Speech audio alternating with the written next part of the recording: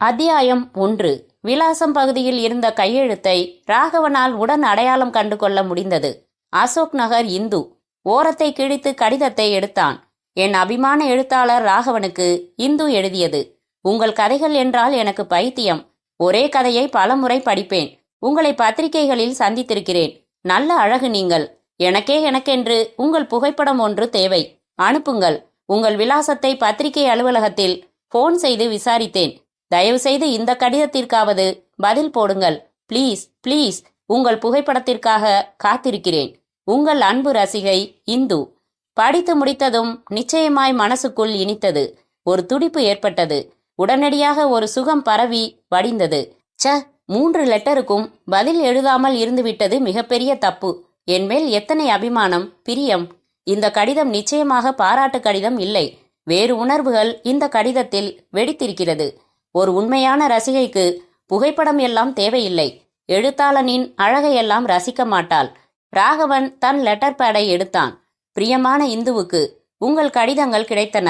ஒரு நாவலில் பிஸியாக இருந்ததால் பதில் எழுத முடியவில்லை. உங்கள் கடித வரிகள் மிக வசீகரமாக இருந்தன. இத்துடன் எனது புகைப்படம். பொதுவாய் இந்த மாதிரியான கடிதங்களை நான் லட்சியப்படுத்துவதில்லை. காரணம், எல்லாவற்றிலும் ஒரு மேலோட்டமான பாராட்டு மட்டுமே இருக்கும். உங்கள் கடிதங்கள் என்னை உண்மையில் உற்சாகப்படுத்துகின்றன. தொடர்ந்து உற்சாகப்படுத்துங்கள். அன்புடன் ராகவன்.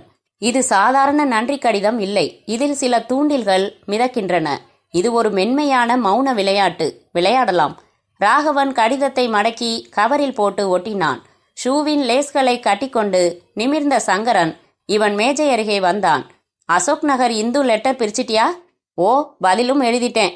குட்டி என்ன எழுதியிருக்கா என்று கையை நீட்டினான் சங்கரன். குட்டி கிட்டின்ன தரமாட்டேன். கௌரவமா ரசிகைன்னு சொல்லு. என்னடா ரொம்பதான் அழட்டிக்கிற? உனக்கு மட்டும்தான் ரசிகை, கேர்ள் ஃப்ரெண்ட் இதெல்லாமா? இன்னைக்கு சாயங்காலம் மெரினா பீச்சில் புகாரிக்கு வா. மொட்டை மாடியில் நாங்கள் உட்காந்து சாப்பிட்டுக்கிட்டு இருப்போம். இன்ட்ரடியூஸ் பண்ணுறேன் சுகன்யாவை. முந்தா நாள் தான் அறிமுகம், தெரியுமா? பினாத்தாத ரொம்பவும் என்று இந்து எழுதின கடிதத்தை படித்து பார்த்தான். அப்படி ஒன்றும் கொஞ்சம் கூட இல்லை லெட்டரில். லவ் லெட்டர்னா அதை எப்படி எழுதணும்னு கல்பனாவை கேட்கணும். கல்பனா என் colleague. You know she is a widow. Love பண்ண அது என்ன டிஸ்குவாலிஃபிகேஷனா? 24 மணி நேரமும் பொம்பளைங்களை விட்டா வேற பேச்சே இல்லையாடா உங்க 2 பேருக்கும் என்று பாத்ரூமில் இருந்து இடுப்பில் துண்டோடு வந்தான் நல்லசாமி. சர்தான்யா ஜிஜி, நாம ரொம்ப ஒழுங்கு. பஸ் ஸ்டாப்ல நின்னுகிட்டு உருன்னு பார்த்து எச்சில் முழுங்கிக்கிற நீ. நான் வாயை திறந்து மனசை கொட்டிடுறேன். சொல்ல போனா என் மனசுதான் காலி ஆயிடுறதால சுத்தமா இருக்கு. உன் மனசுதான் வக்கரப்பட்டு கிடக்கு. இவன் ஆபீஸ்ல கல்பனான்னு யாருமே இருக்க மாட்டாங்க என்றான் ஜிஜி பேண்ட் மாட்டிக்கொண்டே. ஆனா உண்மையிலேயே தேர் இஸ் ஒன் இந்து என்றான் ராகவன் கடிதத்தை பார்த்து கொண்டே. அத்தியாயம் 2. புறப்படும் முன்னர் மற்றும் ஒரு முறை தலை சீவி கொண்டான் ராகவன். இது தேவதானா என்றான் ஜிஜி. அவன் கிடக்குறான், நீ போயிட்டு வா வாத்தியாரே. நியூஸ் முடிஞ்சு மெயின் பிக்சர் ஆரம்பிக்கிறப்போ நீயும் ஆரம்பிச்சிடு. வெக்கப்படாத, சும்மாத்தோடு என்றான் சங்கரன். புறப்படுறப்பவே நைன்னு கழுத்தை வெட்டி சாச்சிட்ட. அவ வந்திருக்காளோ இல்லையோ, நான் வரேன். ராகவன் ஈகா தியேட்டர் வந்தான். வாசலில் அலைந்த கூட்டத்தை ஒரு தரம் பார்த்தான். 1 மாதமாக கடித தொடர்பில் பழகின இந்துவை சந்திக்கப் போகிறேன். எப்படி இருப்பாள் அவள்? எழுத்தை போல அழகாக? தன்னை பற்றி அதிகம் எழுதினதில்லை இதுவரை. ஏழையா, பணக்காரியா, வேலைக்கு போகிறவளா, படிக்கிறவளா? அவனுக்குள் ஆர்வம் அதிகரித்து கொண்டிருந்தது. வந்திருப்பாளா? உள்ளே வந்தான். C18க்கு வந்து அமர்ந்தான். கார்னருக்கு முதல் சீட். இந்த பக்கம் C17இல் இளைஞன் இருந்தான். C19 காலியாய் இருந்தது. அங்கேதான் அவள் வந்து அமரப்போகிறாள். காத்திருந்தான். விளம்பர படங்கள் ஓடி முடிந்தன. இந்துவை இன்னும் காணவில்லை. அரை மணி கழிந்த பிறகு ராகவனின் வரிசையில் தத்தி தத்தி அவள் யாரிடமோ எக்ஸ்கியூஸ் மீ சொல்லிவிட்டு மிதித்துவிட்டு வந்து கொண்டிருந்தாள். இவள்தானா? இவனுக்கு இதயம் சில்லிட்டது. இத்தனை மாடனாய் அழகாய் எதிர்பார்க்கவில்லை. கைகளில் நழுவின கம்மிசை மார்பில் எரிந்துவிட்டு இவன் அருகே வந்து தாண்டி நிதானமாய் அருகில் அமர்ந்தாள். இவன் பக்கம் திரும்பினாள். சன்னமாக பேசினாள். ஐம் இந்து. ஹலோ என்றான். அடுத்த வாக்கியம் யோசித்தான். சாரி, காக்க வச்சுட்டேன். வழியில கார் ரிப்பேர் ஆயிடுச்சு. கார், பெரிய இடம். என்னங்க ராகவன், பேசவே மாட்டேங்கிறீங்க? You are cute. உங்களை விடவா? இந்த படம் நான் ஏற்கனவே பார்த்துட்டேன். நீங்க? நானும் தான், உங்களுக்காகத்தான் வந்தேன். அப்போ நாம வெளியில போயிடலாமா? பப்ளிக் பிளேஸ்ல வெயிட் பண்ண சொல்றதை விட இது பெட்டரா தோணுச்சு. அஃப்கோர்ஸ் நீங்க இந்த படம் பார்த்துருக்க மாட்டீங்கன்னு நினைச்சேன். இருவரும் எழுந்து ரோவை விட்டு வெளியே வரும் முன் இச்சி இச்சி என்று ஆட்சேபனை குரல்கள் வந்தன. வெளியே வந்தார்கள். தியேட்டர் வாசலில் அவளை முழுமையாய் பார்த்தான். கூந்தலை இரண்டால் வகுத்து பிரித்து மடக்கி டிஸ்கோ கயிறு கட்டியிருந்தாள். முகத்தில் கிரீம் வழிந்தது. கழுத்தில் டால் அடித்த நகையை இமிட்டேஷன் என சந்தேகிக்க முடியாது. தமிழ் படிக்கிறவள் மாதிரி சத்தியமாய் தெரியவில்லை. போட்டோல விட நேர்ல இன்னும் அழகா இருக்கீங்க என்றாள். காரில் டிரைவிங் சீட்டில் அமர்ந்ததும் இந்த பக்கமாக வந்து திறந்து அருகில் அமர்ந்து கொண்டு ரொம்ப புகழறீங்க என்றான். எங்க போகலாம்? எங்க வேணும்னாலும். கூட்டமில்லாத ரெஸ்டாரண்ட் போகலாம். மிக திறமையாக கார் ஓட்டினாள். உங்க எழுத்துல ஒரு காந்தம் இருக்குங்க ராகவன். எங்கிருந்து அப்படி வார்த்தைகள் கிடைக்குது உங்களுக்கு? தமிழ்ல இருந்து. வாய் விட்டு சிரித்தாள். மியூசிக்கல் சிரிப்பு. காதின் தொங்கல்கள் கண்ணம் அருகே மோதின. நேச்சுரல் கலர் லிப்ஸ்டிக் உதட்டை மின்ன வைத்து கொண்டிருந்தது. என் கதைகளினால என்ன மதிக்கிறீங்களா? கதைகள்னாலையும். எனக்கு ஒரு இதமான நட்பு தேவைங்க ராகவன். அது உங்ககிட்ட கிடைக்கும்னு நம்புறேன். ரெஸ்டாரண்டின் இருட்டு தொங்குகிற மூலையில் எதிரெதிராய் அமர்ந்து கால் வெளிச்சத்தில் விழிகள் பார்த்து கொண்டு வினாடிகள் நகர்ந்தன. உங்களை பத்தி கொஞ்சமாவது சொல்லுங்களேன். கல்யாண்ஜி கவிதைகள் படிச்சிருக்கீங்களா? கூண்டு கிளிகள், காதலில் பிறந்த குஞ்சு கிளிகள், எப்படி எதற்கு வந்தன சிறகுகள். புரியுது ஓரளவு. உங்க ப்ராப்ளம் என்னங்க இந்து? சொல்றேனே அப்புறம். இப்போதைக்கு நீங்க என்ன வாங்க போங்கன்னு சொல்றதுதான் ப்ராப்ளமா தெரியுது. என்ன சாப்பிடலாம்? லைட்டா. மெனுவை மேய்ந்து ஆர்டர் தந்தாள். பேரர் அகன்றதும் காதலிச்சிருக்கீங்களா என்றாள். திடுக்கிட்டான். மாட்டிக்கவும் போறதில்ல. காதல்ங்கிறது மாட்டிக்கிற சமாச்சாரமா? என்னை பொறுத்த வரைக்கும் அப்படித்தான். அது ஒரு பிரச்சனை. லேசில் காயாத மழைக்காலத்து ஈரத்துணி. நாமா ஏற்படுத்திக்கிற சிக்கல். சாரி இந்து, எனக்கு காதல்லையும் நம்பிக்கை இல்லை, பெண்கள் மேலேயும் நம்பிக்கை இல்லை. கல்யாண்ஜி சொல்லட்டுமா? என்ன? ஆதாம் கடித்த அழுகல் ஆப்பிள் இன்னும் எந்த ஏவால் கடிப்பாள்? நீங்க ஒட்டு மொத்தமா சுடுறீங்க ராகவன். பெண்களை குற்றம் சொல்லாதீங்க.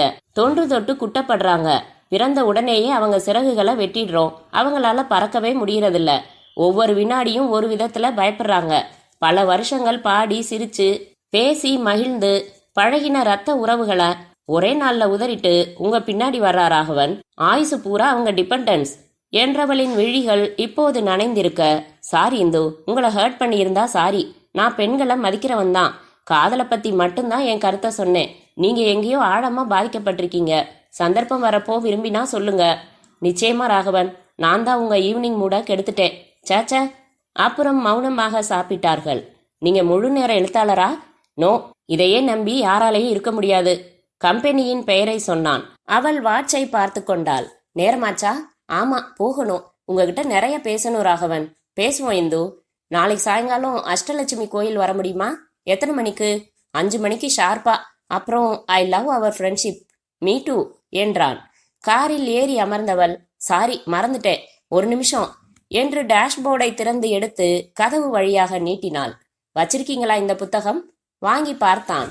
வீதிகளை நேசிக்கும் வீணைகள், பாப்ரியா. இதுல இருந்து ஒரு உண்மையை சொல்லட்டுமா? சொல்லுங்க என்றால் ஸ்டார்ட் செய்த என்ஜினை அணைத்து. குற்றவாளியா என்னை மட்டும் கூண்டில் ஏற்றாதே. காதல் என்னும் கம்பிச்சிறையை நாம் இருவரும் சேர்ந்தே செய்தோம். பார்த்தீங்களா? காதல்ங்கிறது சிறை. பாப்ரியா உங்க ஜாதி. படிச்சிருந்தா இதை வாங்கி இருக்க மாட்டேன். நாளைக்கு பார்க்கலாம். அமைதியாக நடந்தான் ராகவன். என்ன மாதிரியான பெண் இவள்? என்ன இவளின் சோகம்? இவளுக்குள் என்ன கீறல்? ஆனால் ஒன்று நிச்சயம், இவள் காதலித்திருக்கிறாள். அத்தியாயம் 3. ருஷ்ய சிறுகதைகள் படித்து கொண்டிருந்தான் நல்லசாமி. டேப் ரெக்கார்டரில் வெடித்த இசைக்கு சட்டையை ஜாக்கெட் மாதிரி ஏற்றி முடிச்சு போட்டு கட்டிக்கொண்டு முழங்காலில் சுளுக்கு போல உதறி கொண்டிருந்தான் சங்கரன். என்னால படிக்க முடியலடா, நிறுத்து. இந்த ரூம்ல 3ல் 1 பங்கு என்னோடது. நீ வேணும்னா காதுல பஞ்சு வச்சுக்கோ, இல்ல குறுக்க பிளைவுட் வச்சு அடைச்சுக்கோ. ஜிஜி வாயேன், டிஸ்கோ கத்து தரேன். எனக்கு அந்த இழவெல்லாம் வேணாம். ராகவன் உள்ளே வந்தான். சங்கரன் வேகமாய் போய் டேப்பை அணைத்து விட்டு வந்தான். என்னம்மா கண்ணு, இந்த நேரத்துல இன்டர்வெல் கூட விட்டுருக்க மாட்டானே. இந்து வரலையா? வந்தா. நாங்க படம் பார்க்கல, ஒரு ரெஸ்டாரண்ட் போய் காஃபி சாப்பிட்டுட்டு பிரிஞ்சிட்டோம். அவசரமா போகணும்னு போயிட்டா. நாட்டுல நீ ஒருத்தந்தான் எழுத்தாளனா? அவளுக்கு வேற என்கேஜ்மெண்ட்ஸ் இருக்கலாம். சங்கரா, குப்பையா பேசாத. என்னடா இத்தனை கோபம் வருது? ஷீ இஸ் மை ஹோலி ஏஞ்சல்னு சொல்ல போறியா? இல்ல, நான் நினைச்ச மாதிரி இல்ல சங்கராவ. வித்தியாசமானவ. 1000 பேரோட அவளை சேர்க்க முடியல. பெரிய இடத்து பொண்ணு. பெண்மைக்கு வாதிடுற டைப். சுதந்திர காத்துக்கு அலையறா. கல்யாண்ஜி கோட் பண்றா, சிந்திக்கிறா. காதல் பத்தி நிச்சயமா உணர்ந்திருக்கா. அதுல டிசப்பாயின்மெண்ட்டை சந்திச்சிருக்கா. இதமான ஒரு நட்பு தேவைப்படுது. மனசை பகிர்ந்துக்க, ஆறுதல் வாங்கிக்க. சங்கரன் சேரை இழுத்து போட்டு அமர்ந்தான். அவளை பார்த்தா அவளுக்கு எதுவும் ப்ராப்ளம் இருக்கிறதா சொல்லவே முடியாது. நிச்சயமா மாடல். முதல்ல அவளை கவிதை படிக்கிறவள்னு கூட சொல்ல முடியாது.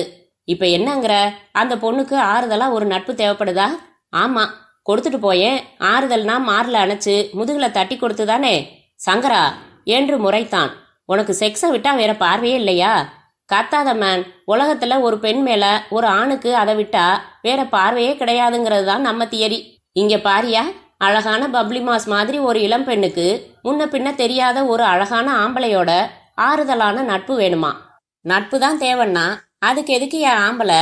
பேனா நட்புக்கு கூட ஆன்டி செக்ஸ் தான் தேவைப்படுது. Nothing wrong in it. இது இயற்கை. நான் என்ன சொல்றேன், பூசி மறைக்காம ஒத்துக்கோங்கிறேன். என்ன ஒத்துக்கணுங்கிற? ஏதாச்சும் ஒரு சந்தர்ப்பத்துல அந்த இந்து உனக்கு ரொம்ப கிட்டத்துல தேவைப்படுறா. நான்சென்ஸ். ராகவன் மேஜைக்கருகே அமர்ந்து கன்னங்களில் கைகளை ஊன்றி மேஜை விளக்கை பார்த்து கொண்டு இருந்தான். சங்கரன் மறுபடி டேப்பை போட்டுவிட்டு ஆடிக்கொண்டே அவன் அருகில் வந்து, என்ன ட்ரெஸ் என்றான் சங்கரன். யாரு?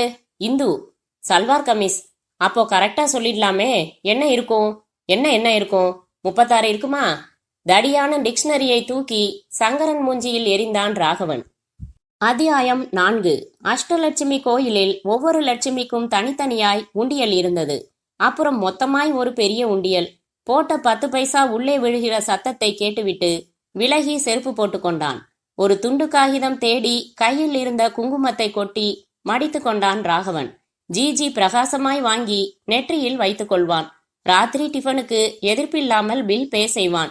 ராகவன் கடலை நோக்கி பிரகாரத்தில் நின்று கொண்டு காத்திருந்தான்.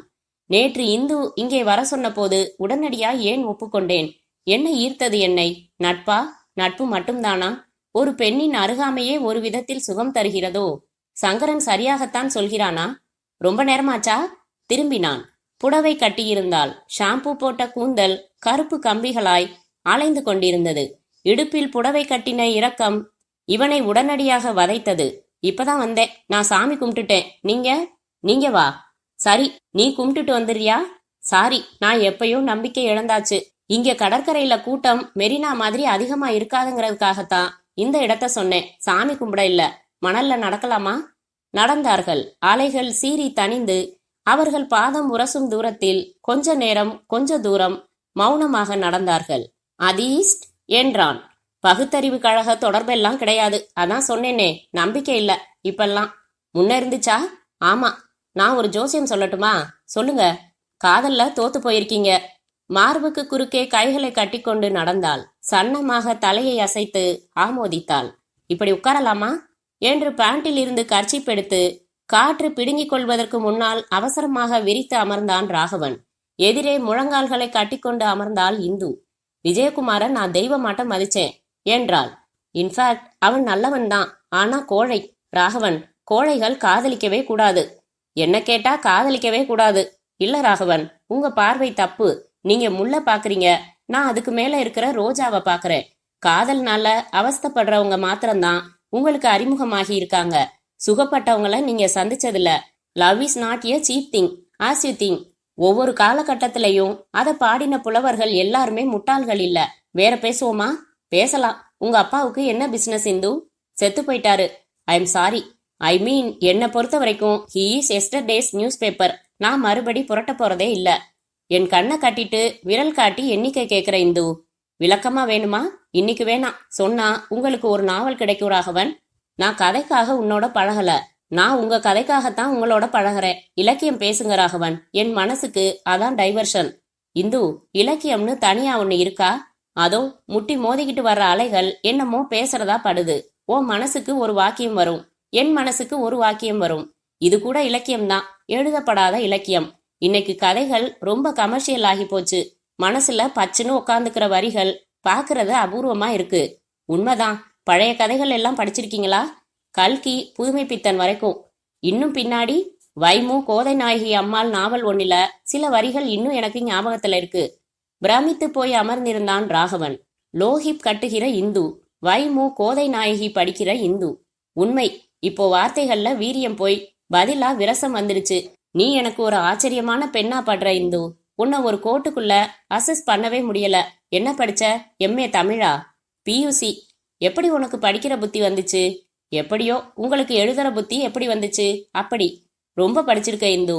நான் உன்னோட ஒப்பிட்டா ஒண்ணுமே படிக்கல. ஆத்திச்சூடி தான் தெரியும். No kidding Raghavan. மனிதனை தெரியும், அவனின் உணர்வுகளை தெரியும், அதை அழகா எழுத்துல பிரசன்ட் பண்ணவும் தெரியும். உணர்வை வெளிப்படுத்துற கலை எத்தனை சிறப்பானது ராகவன். உண்மை.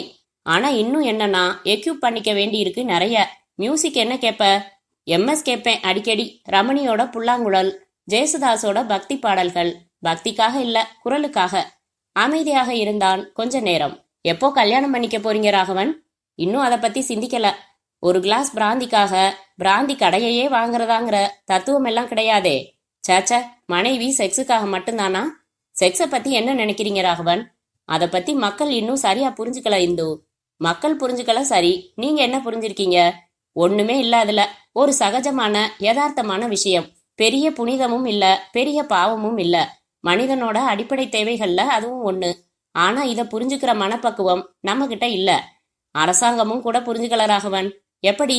ஜெயில இருக்கிற குற்றவாளிகளுக்கு ஷெல்டர் தருது, உடை தருது, உணவு தருது. செக்ஸுக்கு என்ன தருது? உலகத்தை விட்டு அவனை பிரிச்சு வைக்கிற தண்டனை போதாதா? உணர்வுகளையுமா பிரிச்சு எடுக்கணும்? 7 வருஷம் தண்டனை அடைஞ்ச ஒருத்தன் அந்த அடிப்படை தேவையை பூர்த்தி செய்ய அனுமதிக்கப்படுறானா? எத்தனை பெரிய கொடுமையான செயல் பாருங்க ராகவன். எவ்வளவு பெரிய தண்டனை.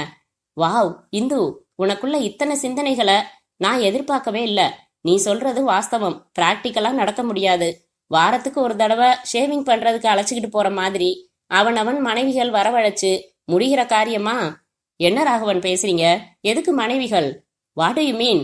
For a man for sex a girl is enough. அவ மனைவியாத்தான் இருக்கணுமா? ரொம்ப டீப்பா போற இந்து. அப்போ நம்ம பண்பாடே அடிபட்டு போகுது. பிராஸ்டிடியூஷனை ஆதரிக்கிறதாகுது. இதை என்னால டைஜஸ்ட் பண்ண முடியல. அவனை உற்று பார்த்தாள். நீங்க என்னை பத்தி என்ன முடிவுக்கு வர்றீங்கன்னு எனக்கு தெரியாது. ஆனா நான் உங்ககிட்ட பிராங்கா இருக்க விரும்புறேன். காதலிச்சு தோத்தது உண்மைன்னு ஒப்புக்கிட்ட மாதிரி இதையும் சொல்ல விரும்புறேன் ராகவன். நான் கல்யாணமானவள் ராகவன். அதிர்ச்சியால் நிமிர்ந்தான் ராகவன். அதிர்ச்சியா இருக்குல்ல? எனக்கு 27 வயசுல ஒரு மகன் கூட இருக்கான். இந்து, யூ மீன் 2வது மனைவி? விளையாடுறியா? இல்ல ராகவன், நிஜமாதான். ஜாக்கெட்டுக்குள் இருந்து தங்க செயின் எடுத்து அதில் இருந்த தாலியை காட்டிவிட்டு உள்ளே போட்டுக்கொண்டாள். நம்ம நட்பு இனிமேயும் தொடருமா ராகவன்? Why not? ஆனா என்னால இந்த அதிர்ச்சியை இன்னும் ஜீரணிக்க முடியல. நாம பழகிறது நட்புன்னு நமக்கு தெரியும். உங்க கணவருக்கு தெரிய வந்தா என்ன நினைப்பாரு? கல்யாணம் ஆனவன்னு தெரிஞ்ச உடனேயே நான் தூரமா போயிட்டேன் இல்ல, வாங்க போங்கன்னு ஆரம்பிச்சிட்டீங்க. It's all right. நான் எதிர்பார்த்ததுதான். உங்களாலையும் அகலமா யோசிக்க முடியல ராகவன். நோ இந்து, இப்பவும் இனியும் நீ என் இனிய தோழிதான். I can understand hearts. நான் சொல்ல வந்தது ஹெல் வித் மை ஹஸ்பண்ட். அவர் என்ன கல்யாணம் செஞ்சுக்கல ராகவன். விலைக்கு வாங்கியிருக்காரு என்ன. நிறைய லாபம் அடைஞ்சிட்டு ஒத்துக்கலன்னா சுட்டுக்குவேன்னு மிரட்டி என்னை வித்துட்டாரு எங்க அப்பா. அதனாலதான் அவர் செத்து போயிட்டாருன்னு சொன்னேன். இவருக்கு வெளியிலையும் பார்ட்டிகள்லையும் அலங்கார பொருளா கௌரவமா பக்கத்துல ஒரு அழகான பொண்ணு தேவை. என்ன வாங்கிட்டாரு, அவ்வளவுதான். 57 வயசு, 23 வயசு. கற்பனை பண்ணுங்க ராகவன். தாத்தாவும் பேத்தியும் மனசுக்கு வர்றாங்களா? இன்னும் பிராங்கா சொன்னா நான் பேத்தி தான். வேண்டிய அளவுக்கு முத்தங்கள் கிடைக்கும். அப்புறம் டெல்மி ராகவன், டெல்மி. அது அடிப்படை தேவையில்லையா? அவள் முகத்தையே பார்த்து கொண்டு உட்கார்ந்திருந்தான். அவரோட கம்பெனி மேனேஜர் ஷியாம்குமாரால ரொம்ப சுலபமா என்ன அடைய முடிஞ்சிருச்சு Raghavan. I am thought ashamed. எங்க போச்சு பண்பாடு? மனசுல எரிஞ்ச நெருப்பு நாக்குகள் தடவி பொசுங்கி போச்சு. மனசு கனத்து போச்சு ராகவன். பாவமா நினைக்கல, ஆனா பாரத்தை இறக்கணுமே. உங்களை தேர்ந்தெடுத்தேன். என்ன சொல்ல போறீங்க ராகவன்? குப்பையா என்றவளின் விழிகளில் இருந்து கண்ணீர் கன்னத்தில் இறங்கியது. அமைதியாய் பார்த்தான் ராகவன். இன்னமும் நான் உங்க தோழியா? கைகளை இறுக்கமாக மார்பின் குறுக்கே கட்டிக்கொண்டான். இனிமேதான் நீ என் தோழி என்றான். அத்தியாயம் 5. அறை பூட்டி இருந்தது. பூட்டில் சீட்டிருந்தது. சங்கரன் சினிமா போயிருக்கிறான். நான் லைப்ரரி போயிருக்கிறேன். சாவி அடுத்த அறையில் இருக்கிறது. ஜி. அடுத்த அறையில் சாவி வாங்கி கொண்டு வந்து கதவை திறந்து நேராய் படுக்கைக்கு போய் தொப்பென்று விழுந்தான் ராகவன். விட்டத்தில் பூச்சி பிடிக்க காத்திருந்த வள்ளியை பார்த்தான். மனம் மிகவும் கனமாயிருந்தது. என்ன பெண் அவள்! எதை பற்றியும் தீர்க்கமாக சில சிந்தனைகள், தெளிவான கருத்துக்கள், இலக்கிய ஆர்வம், மனசை உடைத்து அடித்தளத்தை சுரண்டி வார்த்தைகளை அலங்காரம் செய்யாமல் கொட்டுகிறாள். ஷியாம்குமாருடன் இந்து. இதை இவள் சொல்லாமல் இருந்திருந்தாலும் எனக்கு தெரிய போவதில்லை. ஏன் சொன்னாள்? பிராங்க்னஸ், என் மேல் ஏற்பட்டிருக்கிற நம்பிக்கை, நட்பின் பிடிப்பு, என்ன தவறு அவள் வாதத்தில்? எப்படா வந்த என்று உள்ளே வந்தான் ஜிஜி. கையில் 2 புத்தகங்கள் வைத்திருந்தான். அருகில் வந்தான். என்ன ஒரு மாதிரி இருக்க? இன்னைக்கு 2வது தடவை நாங்க சந்திச்சோம். ஸ்டாப் என்றது சங்கரனின் குரல். உள்ளே வந்து கையில் இருந்த சிகரெட்டை ஸ்டூல் மேல் வைத்துவிட்டு ஷூக்களை கழற்றிவிட்டு 1 மினிட் பாத்ரூம் போயிட்டு வந்துடுறேன், அப்புறம் சொல்லு என்று பாத்ரூமுக்குள் சென்றான். திரும்பி வந்து சிகரெட்டை கையில் எடுத்துக்கொண்டு அருகில் வந்தான். குடிச்சியா என்று முகத்தை சுளித்தான் ஜிஜி. அதான் முகம் கழுவிட்டு வந்துட்டேன் இல்ல, சொல்டா, 2வது சாப்டரா? இதுலையாவது பெட்ரூம் சீன் உண்டா? Be serious Sankaran. எல்லாத்தையுமே விளையாட்டு கண்ணோட பார்க்கக்கூடாது. ச, அவ எவ்வளவு வித்தியாசமானவ தெரியுமா? எவ்வளவு? ஜிஜி, என்னோட அதிர்ச்சிய நான் உங்ககிட்ட பகிர்ந்துகிட்டே ஆகணும். இந்து கல்யாணமானவ தெரியுமா? சோ தே ஆர் 2 பாசிபிலிட்டிஸ் என்றான் சங்கரன். என்ன சொல்ற? ஒன்று, அவ புருஷனுக்கு ஆக்சிடென்ட் ஆகி கோமால இருக்கான். இல்லன்னா 60 வயசு கிழவனுக்கு இவ 3ஆந்தாரம். எது சரி ராகவ்? 2ஆந்தாரம். ஆமா, என்னடா உன் தியரி? அது அப்புறம், இப்போ விஷயத்த சொல்லு கண்ணு. உங்களை நினைச்சு என் மார்பு படக் படக்குன்னு துடிக்குது ராகவ். வேணும்னா தொட்டு பாருங்கன்னு உன் கையை எடுத்து வச்சுக்கிட்டாளா? கேவலமாயிட்ட சங்கரா. உன்கிட்ட மன உணர்வுகளை புரிஞ்சுக்கிற மெல்லிய மனசே கிடையாது. பொல்லாத உணர்வுகள். நீ தாண்டா புரிஞ்சுக்கல. அவ உனக்கு இன்விடேஷன் கொடுத்துட்டா மேன். புருஷன் கிழவன், மேனேஜரை வச்சிருக்கேன், உன்னை ஆறுதலுக்கு தேர்ந்தெடுத்தேங்கிறா. எதுக்கு? ரூம் போட்டு வச்சுட்டு நீ கூப்பிடுவன்னு தான். கூப்பிட்டு பாரு, வரலன்னா என் பேரை மாத்திக்கிறேன். டேய், திஸ் இஸ் த லிமிட். அவ ஒன்றும் நீ நினைக்கிற மாதிரி விபச்சாரி இல்ல. என் ஃப்ரெண்டு, அறிவான உண்மையான பெண். என்னால அவளை புரிஞ்சுக்க முடியுது. அவளுக்கு தேவை ஒரு ஆம்பளை தான்னா அந்த மேனேஜர் போதுமே. வாத்தியாரே, ஒரு வெரைட்டி வேணாமா? அப்படி வச்சாலும் அவ ஸ்டேட்டஸுக்கு எத்தனையோ பேர் கிடப்பான். வேலை மெனக்கட்டி எனக்கு லெட்டர் எழுதி பழகி.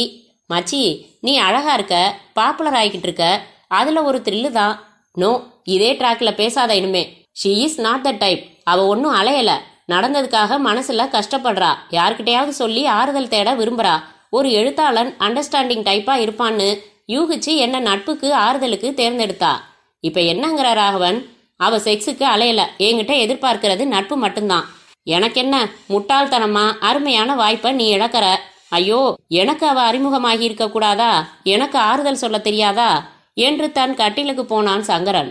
அமைதியாய் இருந்தான் ஜிஜி. என்ன ஜிஜி, நீ எதுவும் சொல்லல? என்ன நினைக்கிற அவளை பத்தி?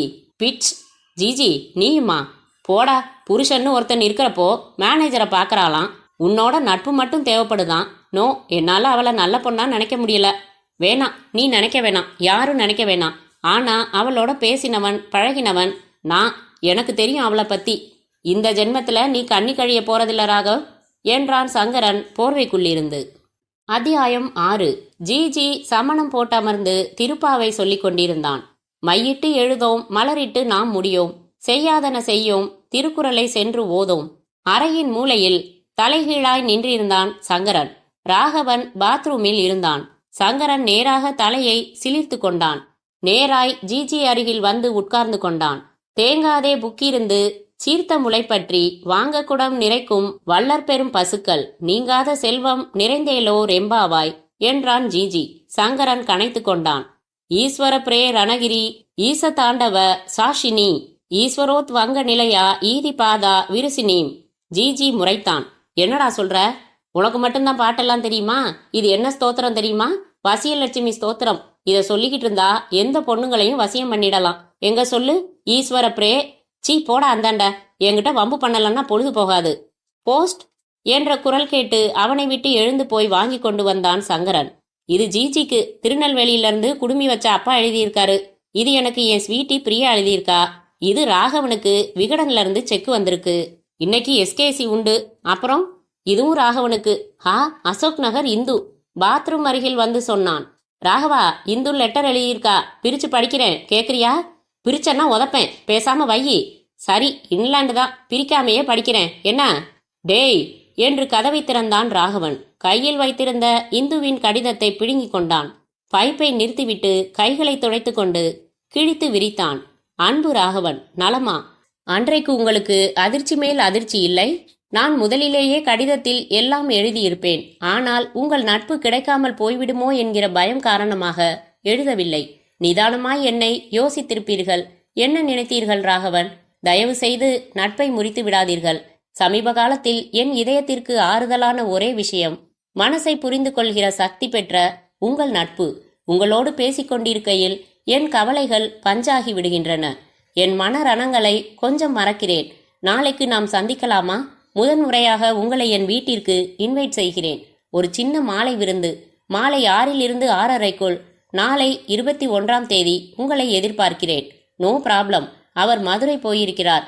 செந்தில் மை சன் நண்பர்களோடு மகாபலிபுரம் போகிறான். நாளை இரவு நெடுநேரமாகும் அவன் வர. ப்ளீஸ் வாருங்கள்.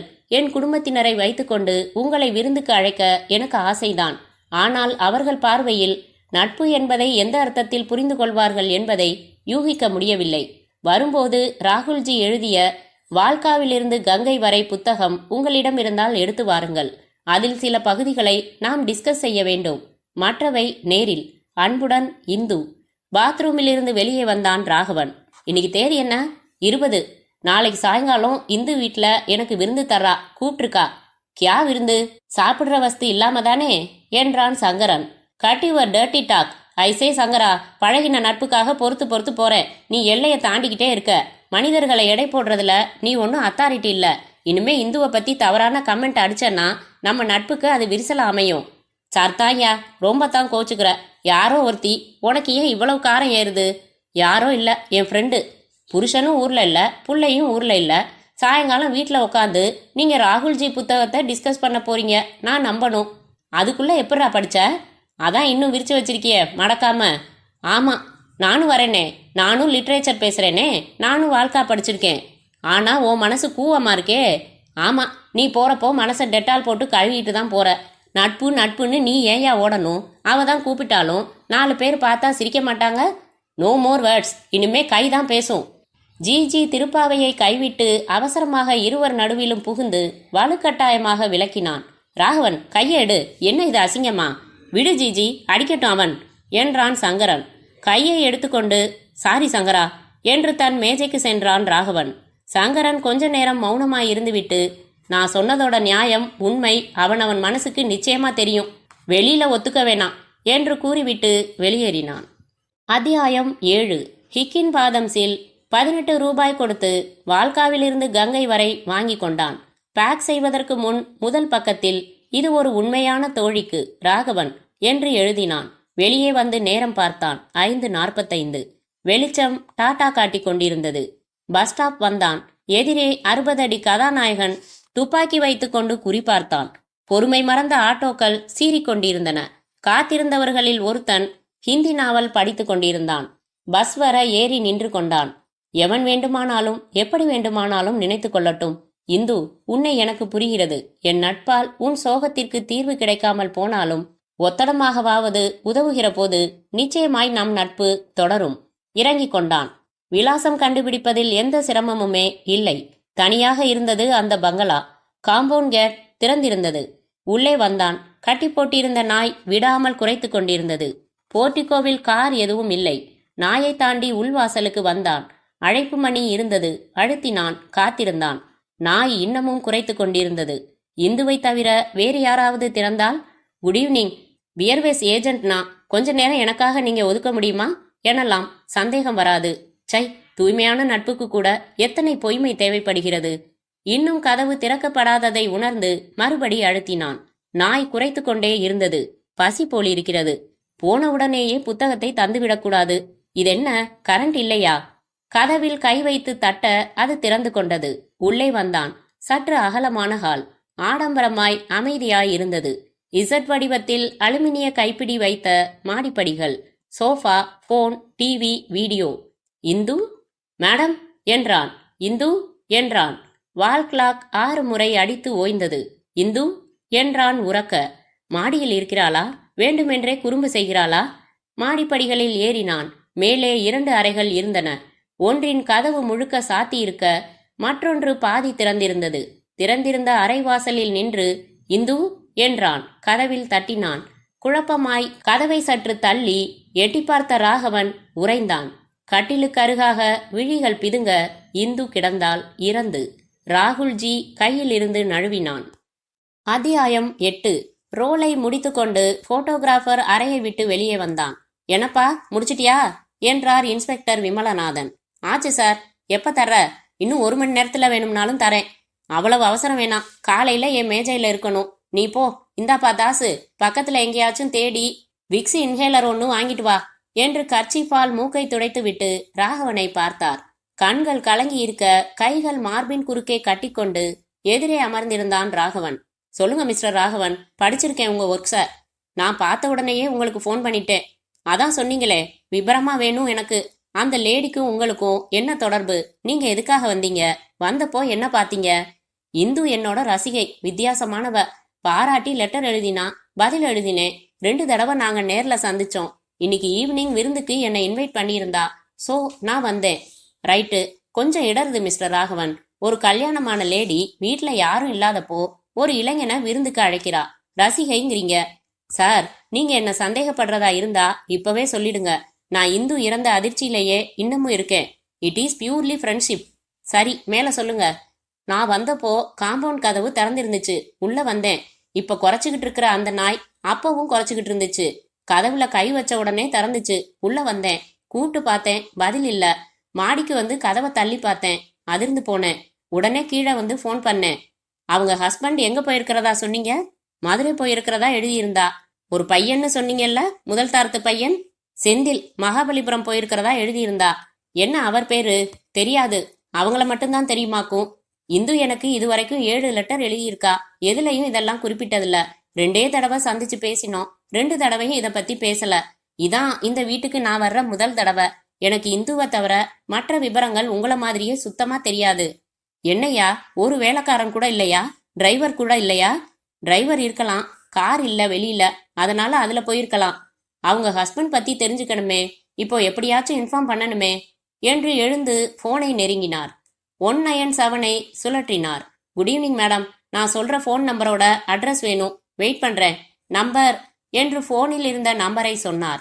1 நிமிடம் கழித்து தேங்க்யூ மேடம் என்று வைத்துவிட்டு வந்தார். மோகன்தாஸ் அவர் பேரு. அவர் பேர்ல தான் போன் இருக்குதுன்னா. என்னப்பா வண்டி சத்தம் கேக்குது பாரு, டிஐஜியான்னு. கான்ஸ்டபிள் வாசலுக்கு போய் வந்து ஆம்புலன்ஸ் சார், எடுத்துடலாமான்னு கேக்குறாங்க. டிஐஜி வரணும்யா, வெயிட் பண்ண சொல்லு. இன்ஹேலர் வாங்க போனவர் எங்கய்யா? சரி, நீ தான் போ. ரைட் சைட்ல 150 அடி தள்ளி ஒரு வீடு இருக்கு பாரு, அதான் அந்த வீடு. அங்க போய் ஆம்புலன்னு யாராச்சும் இருப்பான். கப்புன்னு கைய பிடிச்சு அழைச்சுக்கிட்டு வா. நீங்க சொல்லுங்க ராகவன், என்ன நினைக்கிறீங்க மர்டர் பத்தி என்று அமர்ந்தார். எனக்கு எதுவுமே புரியல சார். எல்லாம் கனவு மாதிரி இருக்கு. இலக்கியம் பேசலாம்னு வந்து இன்ஸ்பெக்டர் கிட்ட பேசிக்கிட்டு இருக்கேன். யாரையாச்சும் சந்தேகப்படுறீங்களா? அவ சம்பந்தப்பட்ட யாரையுமே தெரியாதே, அப்புறம் எப்படி சந்தேகப்படுறது? மோகன்தாஸ் தான் அவர் பேர்னே வச்சுக்குவோம். மிஸ்டர் மோகன்தாஸ் பத்தி என்னென்ன விவரங்கள் தெரியும் உங்களுக்கு? வயசு 57. ஒரு அந்தஸ்துக்காகவும் பெருமைக்காகவும் மட்டும்தான் அழகான இந்துவ கல்யாணம் பண்ணிக்கிட்டாரு. இந்து ஏற்கனவே விஜயகுமார்னு ஒருத்தரை காதலிச்சு அவன் துணிச்சலான ஒரு முடிவுக்கு வர தயங்கிக்கிட்டே இருக்க. Very good. இப்போ மிஸ்ஸஸ் இந்துவை பத்தி சொல்லுங்க. என்ன மாதிரி டைப்? ரொம்ப வித்தியாசமான பொண்ணு சார். Modern young. தமிழ்ல காதல் புத்தகம் நிறைய படிக்கிறவ, கவிதைகள் படிக்கிறவ, இசையில ராயலான ரசனை, பெண்மை பத்தி எப்பவும் ஒரு பெருமை, பெண்கள் அடிமையா இருக்காங்கன்னு ஒரு ஆற்றாமை, செக்ஸுங்கிறது மனிதனின் அடிப்படை தேவை, அதை அடைகிறதுல பண்பாடு எட்ஸெட்ரா குறுக்கே நிக்கிறது, அபத்தம்ங்கிற ரொம்ப வித்தியாசமான கருத்து கொண்டவ. வெயிட், கடைசியில சொன்னதுல எனக்கு என்னமோ கிடைக்குது. மறுபடி சொல்லுங்க. அவங்க சொன்னதை அப்படியே சொல்ல முடியுமா? ஷியாம்குமார் விஷயத்தை சொல்ல நினைத்தான். உடனே விழுங்கினான். ச, இறந்து போன ஒருத்திக்கு களங்கம் சேர்க்க கூடாது. சரியா வார்த்தைகள் மறந்து போச்சு சார். ஆனா அர்த்தம் இதுதான். செக்ஸ பாவமா நினைக்க கூடாது. சகஜமா எடுத்துக்கிற பக்குவம் வரணும். இந்த மாதிரி அர்த்தம். ஐசி, நேரா கேக்குறேன். நீங்க அவங்கள தொட்டிருக்கீங்களா? நான்சென்ஸ். முதல்லயே சொன்னேன் உண்மையான நட்புன்னு. இன்ஸ்பெக்டர், எதையும் கேட்கறதுக்கு முன்னாடி ஒரு தரம் யோசிச்சீங்கன்னா நல்லது. கான்ஸ்டபிள் ஒல்லியா இருந்த இன்னொருவருடன் உள்ளே வந்தார். இவர்தான் அடுத்த வீட்டுக்காரர் சார். வாங்க சார், இப்படி உட்காருங்க. இந்த வீட்டுல இருக்கிறவர் பேர் மோகன்தாஸ் தானே? ஆமா. அவர் என்ன பண்றாரு? அம்பத்தூர்ல ஒரு பார்மாசூட்டிகல்ஸ் கம்பெனி வச்சிருக்காரு. ஸ்வஸ்திக். 3 பேர் பார்ட்னர்ஸ். பெரிய கம்பெனி. இவர்தான் மேனேஜிங் பார்ட்னர். என்ன சார் விஷயம்? இந்த வீட்ல இருந்து ஏதாச்சும் அலறல் சத்தம் கேட்டீங்களா? இல்லையே, வீட்டுல கிரைண்டர் வேற ஓடிக்கிட்டு இருந்தது. என்னாச்சு? அவர் ஒய்ஃப் இந்து கொலை செய்யப்பட்டிருக்காங்க. மேலும் 20 நிமிடம் அவரை விசாரித்து குறித்து கொண்டு அனுப்பி வைத்துவிட்டு கான்ஸ்டபிளை நோக்கி 197 கூப்பிட்டு அம்பத்தூர் ஸ்வஸ்திக் பார்மாசூட்டிகல்ஸ் கம்பெனின்னு பேரு, போன் நம்பர் என்னன்னு கேளு. அப்புறம் அந்த நம்பர் போன் செஞ்சு விசாரி. எவனாச்சும் இருப்பான். எம்டியை உடனே காண்டாக்ட் பண்ணணும். மதுரையில எங்க இருப்பாருன்னு கேட்டு குறிச்சுக்கோ. அதோ டிஐஜி வந்துட்டார் என்று அவசரமாக தொப்பியை எடுத்து வைத்துக் கொண்டார் Vimalanathan. Good evening sir. Good evening Vimalanathan. என்ன உங்க ஏரியாவில் தொடர்ந்து கொலை பண்ணிக்கிட்டே இருக்காங்க. இந்த வாரத்துல இது 2வது இல்லையா? அதோட தொடர்ச்சி தானா திருட்டு என்றார் டிஐஜி லெனின். இல்ல சார், திருட்டு இல்ல, இது வேற மோட்டிவ், நாம கண்டுபிடிக்கணும். மாடியிலையா? ஆமா, வாங்க போகலாம் என்று படிகளில் ஏறினார். விமலநாதன் தொடர்ந்தார். அவர் யாரு? கலங்கி நிக்கிறாரு. ஹஸ்பண்டா? இல்ல, ஃப்ரெண்டு. பார்த்துட்டு போக வந்தாரு. அவர் தான் இன்ஃபார்ம் பண்ணினாரு. வயசு என்ன? 23. அச்சச்சோ, ஃபாரன்சிக்ல இருந்து வந்துட்டாங்களா? ஒர்க் பண்ணிட்டு இருக்காங்க. ஆம்புலன்ஸ் நிக்குதே, நாம பார்த்துட்டு அனுப்பிடலாமா? அனுப்பிடலாம் சார். அறையை அடைந்தார்கள். உள்ளே வந்தார்கள். ரேகை தேடிக்கொண்டிருந்த தங்கப்பன் குட் ஈவினிங் சொன்னார். இன்னொருவர் இந்துவின் அருகே அமர்ந்து விரல் நகங்களில் பஞ்சு பொருந்திய குச்சியை செலுத்தி சேகரித்து பாட்டிலில் போட்டுக் கொண்டிருந்தார். நோ பிளட் என்றார் லெனின். வலுவான கயிறு கழுத்தை இறுக்கி இருக்கு சார் என்றார் விமலநாதன். கயிறு கிடைச்சதாயா?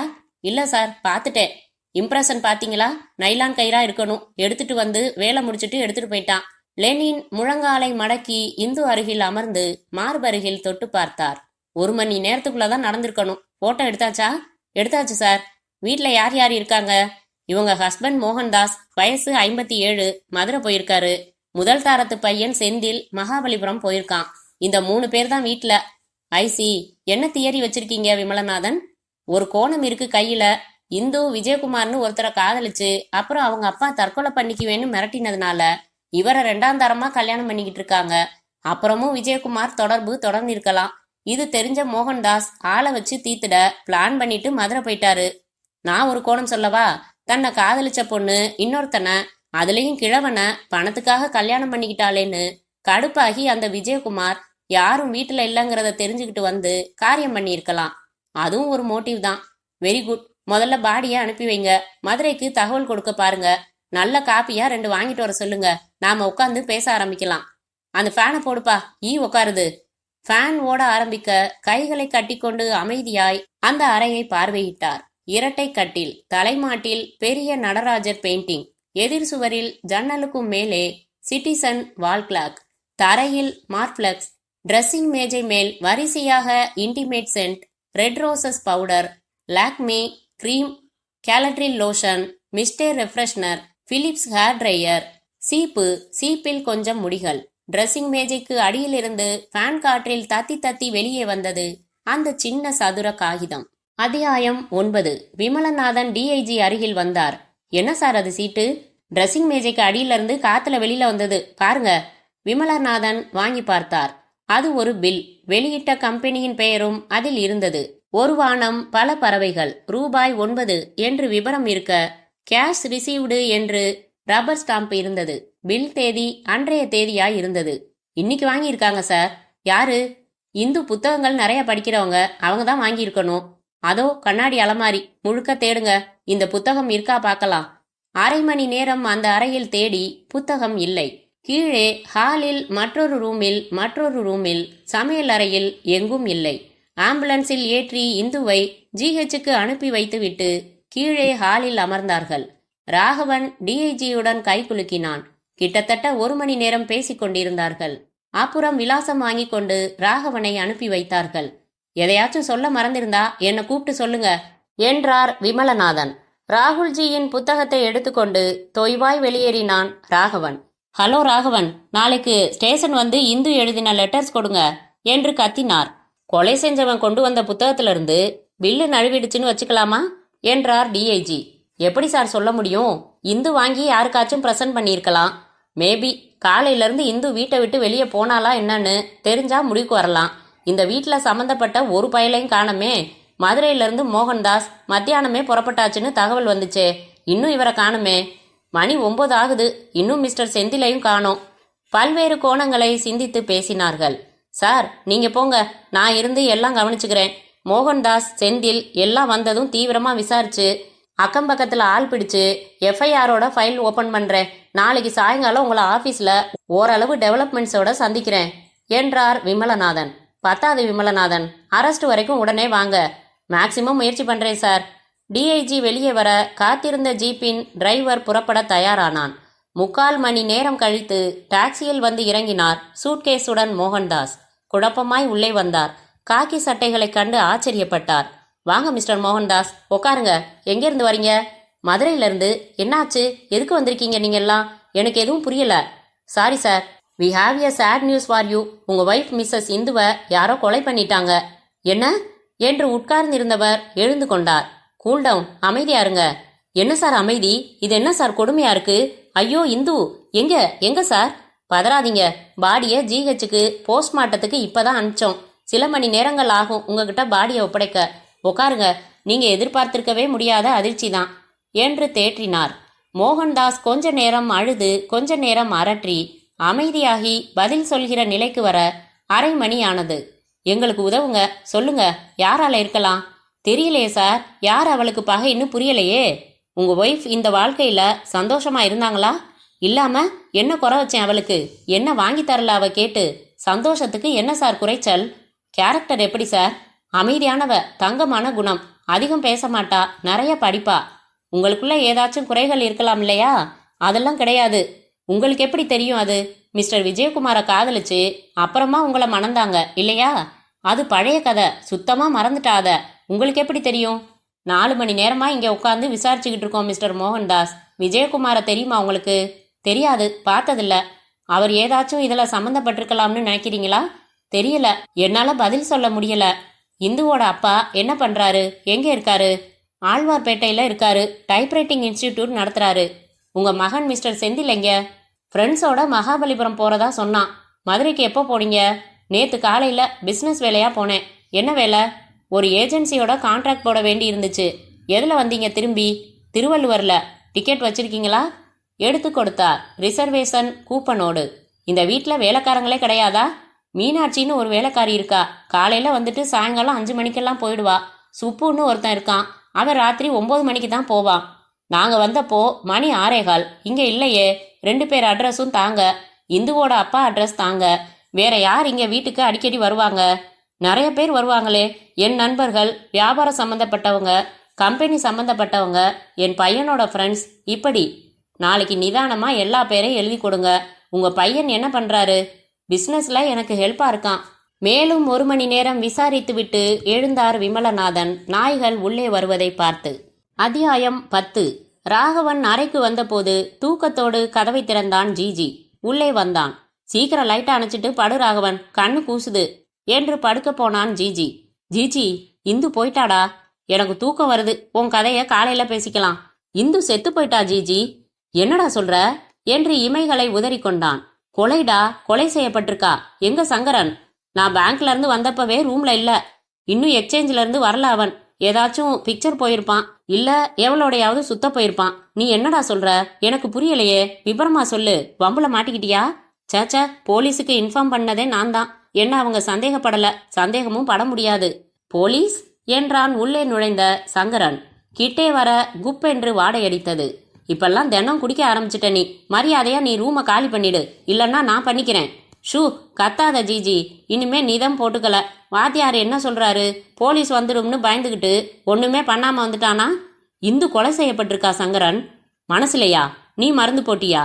நான்சென்ஸ். செத்து போயிட்டாடா முட்டாள் என்று எல்லா விபரங்களையும் இவன் போனதிலிருந்து ஆரம்பித்து விவரமாக சொல்ல சொல்ல இருவரும் ஆச்சரியமாக கேட்டுக்கொண்டிருந்தார்கள். ராகவ், நீ கவலைப்படாத. உன்னை போலீஸ் சந்தேகப்படுற மாதிரி இருந்தா என்கிட்ட சொல்லு. கமிஷனர் ஆபீஸ்ல நமக்கு ஆள் இருக்கு. என்ன சந்தேகப்படல சங்கரா, ஆனா யார் அவன்னு நான் கண்டுபிடிக்கணும். சும்மா கடடா முண்டம். மாட்டிக்கிட்ட வரைக்கும் போதும். நீ என்னத்துக்கு அங்கெல்லாம் போற? புத்திசாலித்தனமா போலீஸுக்கு இன்ஃபார்ம் பண்ணியே, அதோட நிறுத்திக்க. அவங்க பார்த்துப்பாங்க. நீ வேணும்னா பாரு, 2 நாளைக்குள்ள கண்டுபிடிச்சு அரெஸ்ட் பண்ணிடுவாங்க. எப்படி சொல்ற? எந்த தடையும் கிடைக்கலன்னா மண்டைய உடைச்சுக்கணும். புத்தகம் வாங்கின பில் ஒன்று கிடைச்சதா சொன்னியே, அது ஒரு பெரிய தடயம் இல்லை சங்கரா. அதுல ரேகை இருக்குமே. அதெல்லாம் இருக்கட்டும். நீ ஏன் மேனேஜர் ஷியாம்குமாரோட இந்துவுக்கு இருந்த தொடர்பை போலீஸ்ல சொல்லல என்றான் ஜிஜி. சி, அசிங்கப்படுத்தாதீங்கடா. மேனேஜர் ஷியாம்குமாரால என்ன அடைய முயற்சின்னு தான் சொன்னான். தொடர்ந்து தொடர்பு இருக்குன்னு நாமா யூகிக்கிறது தப்பு. ஒரு தடவை உணர்ச்சிக்கு பலியாகி ஸ்லிப் ஆகி இருக்கலாம். அதை போலீஸ்ல சொல்றதால நாம செத்துப்போன ஒருத்திக்கு களங்கம் சேர்க்கிறோம் என்றான் ராகவன். போடா முட்டாள், அவளே போயிட்டா அப்புறம் என்னடா களங்கம்? You are wrong. அந்த ஷியாம்குமாருக்கும் இந்துவுக்கும் ஏதாச்சும் பிரச்சனை ஏற்பட்டு அதன் விளைவா இந்த காரியத்தை அவன் கூட செஞ்சிருக்கலாம் இல்லையா? இதை நீ போலீஸ்கிட்ட சொல்லாதால அவன் அவங்க பார்வையிலிருந்து விலகிடுறான் பாரு. நாளைக்கு ஸ்டேஷன் போய் இந்த தகவலை சொல்லிடு என்றான் ஜிஜி. சொல்லிடணுங்கிறியா? நீ என்ன சொல்ற சங்கரா? ஜிஜி சொல்றது சரியாப்படுது எனக்கும். கத்தியால் மேஜை மேல் இந்து என்று கீறி கொண்டிருந்த ராகவனின் விழிகளின் ஓரத்தில் துளிகள் வெளிச்சத்தில் மின்னின. அத்தியாயம் 11. அடுத்த நாள் அந்த அலுவலகத்தில் விமலநாதன் காத்திருந்தார். பியூன் வந்து, உங்களை வர சொன்னார் சார் என்றான். உதவி மேனேஜர் என்று பிளாஸ்டிக் எழுத்துக்கள் ஒட்டியிருந்த கதவை திறந்து உள்ளே வந்தார். வாங்க இன்ஸ்பெக்டர் என்றான் அந்த இளைஞன். எதிரே இருந்த நாற்காலியை காட்டிவிட்டு எழுதி கொண்டிருந்த பேனாவை மூடிவிட்டு ஒலித்த டெலிபோனை எடுத்து மென்மையாக பேசி வைத்துவிட்டு அவர் முகத்தை பார்த்தான். மிஸ்டர் விஜயகுமார்? ஆமா என்று கை நீட்டினான். மிஸ்ஸஸ் இந்துவோட அப்பா கிட்ட உங்க விலாசம் வாங்கினேன். ஹோப் யூ நோ, இந்து நேத்து மாலை கொலை செய்யப்பட்டிருக்காங்க. எஸ் தெரியும், பேப்பர்ல பார்த்தேன். புவர் கேர்ள், அங்கேயாவது சுகமா வாழறான்னு சந்தோஷப்பட்டுக்கிட்டு இருந்தேன். முழுக்கை சட்டையின் கை பட்டன்களை கழற்றிவிட்டு முழங்கை வரை ஏற்றி விட்டு கொண்டான். நான் எந்த விதத்துல உங்களுக்கு உதவியா இருப்பேன் இன்ஸ்பெக்டர்? உண்மையான பதில்களை சொல்ற விதத்துல. கேளுங்க, பொய் சொல்லணுங்கிற அவசியம் என்ன இருக்கு எனக்கு? காதல் தோல்விங்கிறது சந்தோஷமான விஷயமா மிஸ்டர் விஜயகுமார்? யார் சொன்னது? 6 வரைக்கும் முன்னாடி நீங்க தான் சொன்னீங்க அங்கேயாவது சுகமா வாழ்றான்னு சந்தோஷப்பட்டேன் நீங்க. Don't read in between the lines inspector. காதல் தோல்வி துக்கமானதுதான். ஆனா காதலியாவது சுகமா இருக்கட்டும்னு நினைக்கிறது அவ மேல வச்சிருக்கிற அன்பை காட்டும். காதல் தோல்விக்கு அப்புறமும் இந்து மேல நீங்க அன்பா இருந்தீங்க. உங்க சௌகரியத்துக்கு அர்த்தத்தை மாத்தி புரிஞ்சுக்கிறீங்க. ஒருத்தன் உண்மையா ஒருத்திய விரும்பி இருந்தா அவளை பத்தி ஒரு சாஃப்ட் கார்னர் வாழ்நாள் பூராவும் மனசுல இருக்கும். இப்ப நான் என்ன சொன்னேன்? மறக்கிறது கஷ்டம் இல்லையா? ஆமா. உங்களுக்கு கல்யாணம் ஆயிடுச்சா? இல்ல. இந்துவுக்கு கல்யாணம் ஆனப்புறம் நீங்க இந்துவை சந்திச்சிங்களா? ஒரு தடவை ட்ரேட் ஃபேர்ல பார்த்தோம். ஹலோ சொல்லிக்கிட்டோம், அவ்வளவுதான். அவ வீட்டுக்கு போனதில்ல. போன்ல பேசியிருக்கீங்களா? இல்ல. ஐசி, திருமணத்துக்கு அப்புறம் உங்க 2 பேருக்குள்ளேயும் எந்த கம்யூனிகேஷனும் கிடையாது, அப்படித்தானே? ஆமா. நிச்சயமா? நிச்சயமா. விஜயகுமார், நீங்க சொல்ற முதல் பொய் இது. பர்சனல்னு போட்டு மிஸ்ஸஸ் இந்துவுக்கு அவங்க பர்த்டேக்கு உங்க கையெழுத்து போட்டு கிரீட்டிங்ஸ் அனுப்பியிருக்கீங்க. விஜயகுமார் கைக்குட்டை எடுத்து நெற்றியில் ஒற்றிக்கொண்டான். அது ஒரு ஃப்ரெண்ட்லியா உண்மையான தூய உள்ளத்தோட அனுப்பினது. நீங்க எந்த உள்ளத்தோட அனுப்புனீங்கன்னு கேட்கல. உங்களுக்குள்ள கம்யூனிகேஷன் இருந்திருக்கா இல்லையான்னு தான் கேட்டேன்னா. அதுக்கு மறுத்தீங்க. போலீஸ்கிட்ட பொய் ஆகாது மிஸ்டர் விஜயகுமார். அந்த ஒரே ஒரு கிரீட்டிங்ஸ் மட்டும்தான் நான் அனுப்பினேன். ஹூ நோஸ், அதோட லெட்டர் இருந்திருக்கலாம். அதை இந்து படிச்சுட்டு அப்புறப்படுத்தி இருக்கலாம். உங்களுக்கு பதில் கடிதம் கூட எழுதியிருக்கலாம். நீங்க எப்படி சுத்தி வந்தாலும் என் பதில் இதுதான். அவளை சுத்தமா நான் மறந்துடல, முடியல. அதுக்கு அத்தாட்சி தான் என்னையும் மீறி நான் அனுப்பின வாழ்த்து. அதுக்காக கல்யாணத்துக்கு அப்புறமும் நான் அவளோட பழக விரும்பினேங்கிறதோ பழகுனேங்கிறதோ உண்மை இல்லை. ஸ்ட்ரைட்டா வாங்க சார். என்ன சந்தேகப்படுறீங்களா நீங்க? அது ஒரு பெரிய லிஸ்டே இருக்கு. அதுல நீங்களும் இருக்கீங்க. எங்க கோணத்துல சொல்லுங்க. உங்களை ஏன் சந்தேகப்படக்கூடாது? தாராளமா படுங்க. கொஞ்சம் ஆதாரத்தோட சந்தேகப்பட்டா தேவலாம். வெல், என்ன காரணம் கற்பனை பண்ணி வச்சிருக்கீங்க?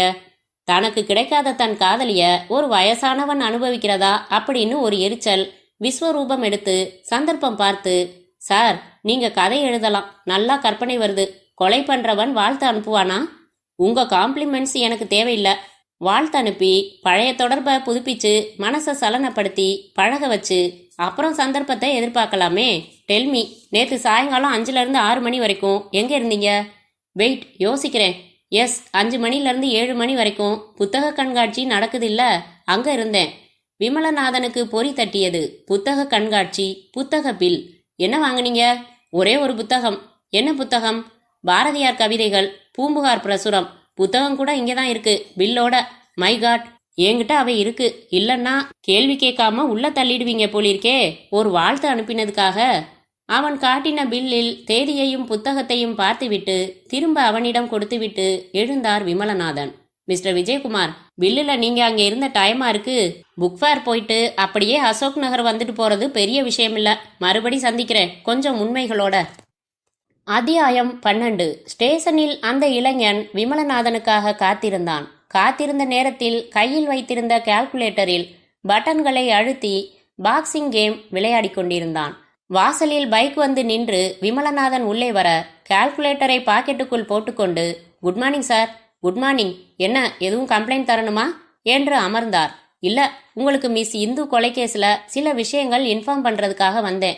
ஐ எம் பிரபாகர், பரத் டிடெக்டிவ் ஏஜென்சில இருக்கேன் என்று கை நீட்டி குலுக்கிய பின் பேப்பர் வெயிட்டை உருட்டினான். சொல்லுங்க, யூ ஹாவ் எனி கார்டு? எழுந்து பேண்டின் ஹிப் பாக்கெட்டில் இருந்து தன் விசிட்டிங் கார்டை எடுத்து கொடுத்தான். ஃபேனை போட சொல்லுங்க சார். அந்த சுவிட்சை போடுப்பா. மிஸ்டர் மோகன்தாஸ் 10 நாளைக்கு முன்னாடி எங்க ஆபீஸுக்கு வந்து 2 அசைன்மெண்ட் கொடுத்தாரு. அதாவது அவர் ஒய்ஃப் இந்து மேல அவருக்கு சில சந்தேகங்கள். அவங்கள வாட்ச் பண்ணி யாரை பார்க்குறாங்க, யாரோட பேசுறாங்கன்னு தெரிஞ்சு அவருக்கு இன்ஃபார்ம் பண்ணணும். இன்ட்ரெஸ்டிங், சொல்லுங்க. அதன்படி நான் தான் அந்த ஜாபை எடுத்துக்கிட்டேன். நீங்க இந்த மாதிரி வேலையெல்லாம் செய்றீங்களா? ஒய் நாட், காசு தராங்க சார். என்னோட முதல் வாரத்து ரிப்போர்ட்டை 3 நாள் முன்னாடி தான் அவருக்கு தந்தேன். வெல், என்ன உங்க ரிப்போர்ட்? எழுத்தாளர் ராகவனை ஈகா தியேட்டர்ல சந்திச்சாங்க. அப்புறம் 2 பேரும் ஒரு ரெஸ்டாரண்ட் போனாங்க. இலக்கியம் பேசினாங்க. இந்து கொஞ்சம் சோகம் கொட்டினாங்க. அடுத்த நாள் அஷ்டலட்சுமி கோயில்ல சந்திப்பு. மனம் விட்டு பேசிக்கிட்டு மணல்ல நடந்து போனாங்க. என்ன பேசினாங்கன்னு தெரியாது. என்ன உங்க அசஸ்மெண்ட்? நட்பா அது?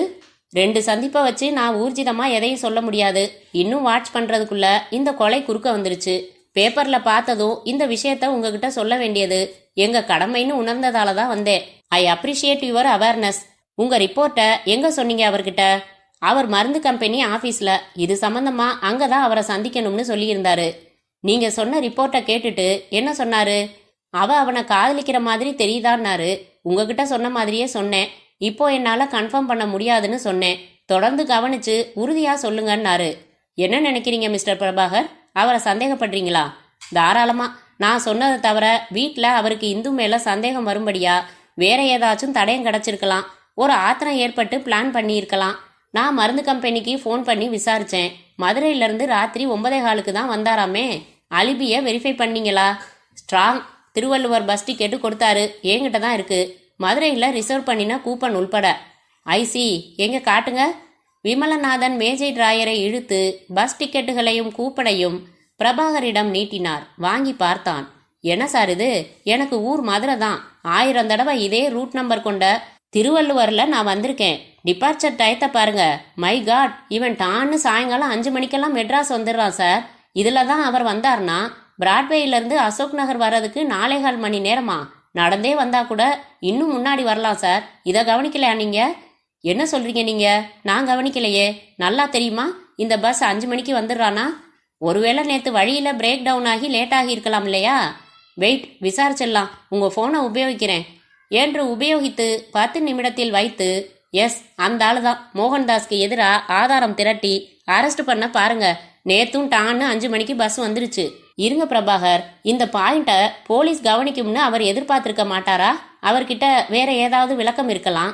பொண்டாட்டியை தனியா விட்டுட்டு வெளியூர் போனவர் ஊருக்கு திரும்பினதும் நேரா வீட்டுக்கு திரும்பாம 4 மணி நேரம் என்ன பண்ணாரு? நினைச்சு பாருங்க. 4 மணி நேரம் என்ன செய்யலாம்?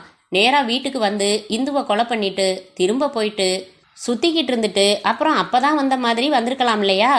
இந்த டிக்கெட்டுகளை நான் வெரிஃபை பண்ண மாட்டேன்னு நம்பி இருக்கலாம். பிரபாகர், நீங்க யூகிக்கிறது சரியா கூட இருக்கலாம். வெயிட் என்று ரிசீவரை எடுத்தார் விமலநாதன். டயல் செய்தார்.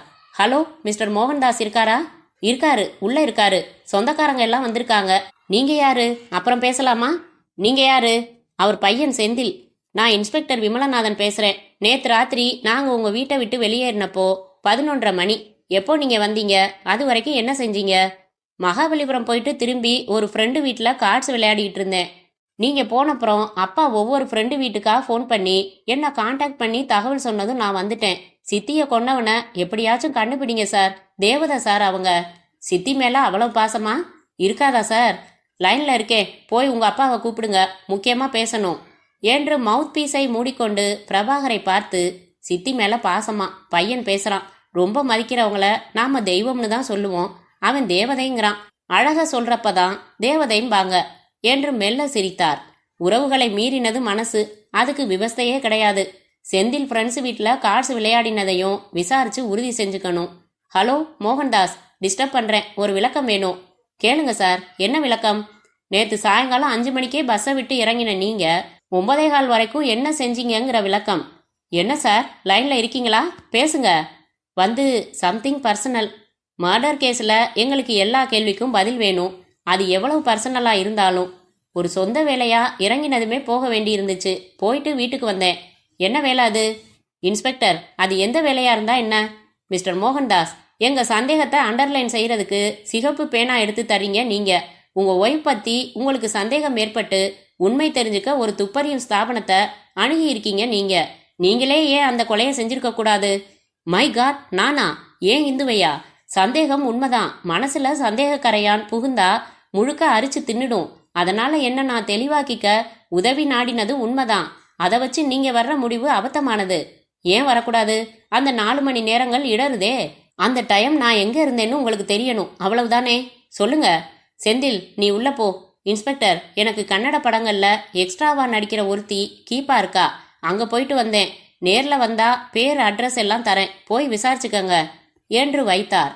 அதிர்ச்சியாய் போனை வைத்துவிட்டு பிரபாகரிடம் விஷயம் சொன்னார் விமலநாதன். நீங்க போய் விசாரிக்கிறதுக்குள்ள நான் அங்கே வந்ததா சொல்லுன்னு அவளுக்கு இவர் கட்டளை போயிடும் இன்ஸ்பெக்டர். விமலநாதன் எழுந்தார். ஒவ்வொருத்தர் மேலேயும் சந்தேகம் அதிகரிச்சுக்கிட்டே இருக்கு மிஸ்டர் பிரசாத். வெல், இதை நான் விட போறதில்ல. என்ன சாப்பிட்றீங்க என்ற போது டெலிஃபோன் ஒலித்தது. எனக்கு எதுவும் வேணாம், wish you all the best. தேவைப்பட்டா என்ன காண்டாக்ட் பண்ணுங்க. போனை பாருங்க, நான் வரேன். பிரபாகர் வெளியேறி தன் ஸ்கூட்டரை ஸ்டார்ட் செய்தான். ஹலோ என்றார் விமலநாதன். நான் லெனின் பேசுறேன் விமலநாதன். என்னாச்சு? என்ன பண்ணி வச்சிருக்கீங்க காலையில இருந்து? பிஎம் ரிப்போர்ட் வந்துருச்சா? வந்துருச்சு சார். விசேஷமா எதுவும் இல்ல. நாம யூகிச்ச மாதிரி கழுத்தை கயிறால இறுக்கி குரல் வளைய முறிச்சு கொலை நடந்திருக்கு. போட்டோஸ் வந்துருச்சு. ராத்திரி 4 மணி நேரம் தான் தூங்கினேன். இந்து ரூம்ல இருந்து அள்ளிக்கிட்டு வந்த கடிதங்களை எல்லாம் பார்த்தேன். காலையில 5:30 மணிக்கெல்லாம் போய் அவர் வீட்டில் வேலை செய்யற மீனாட்சியையும் வேலைக்காரன் சுப்புவையும் அவங்க குப்பத்துல பிடிச்சேன்.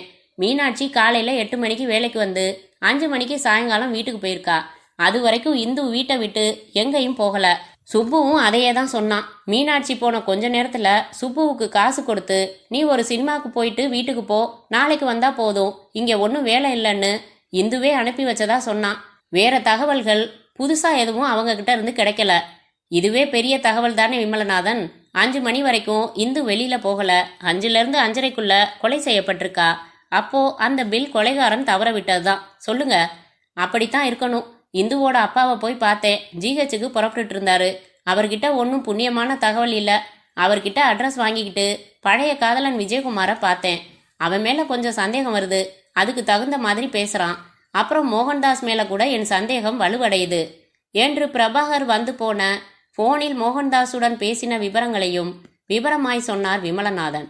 You are right. சந்தேகப்படுற மாதிரி தான் இருக்கு.